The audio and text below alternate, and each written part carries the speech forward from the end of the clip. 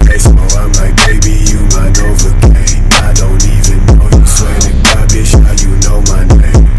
I'm like, damn, why you mad? I'm the god, nigga. I'm so sorry, check that shorty, she's a god.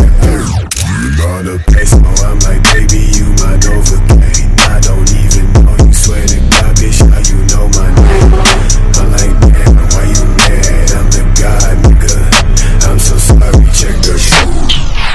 Turn it up, let it start from block on bang. Some block, broken heart, some jack, bang.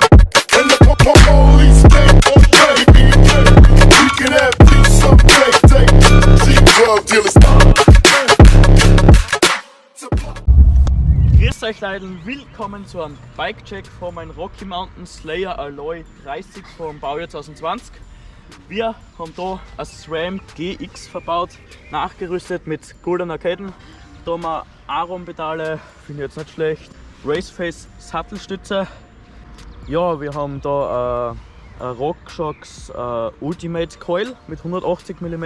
Und als Bremsen haben wir verbaut Skigura mit Shimano Icetech Scheiben, mit dem Agura MT5 Bremssättel und Shimano Hebel da oben.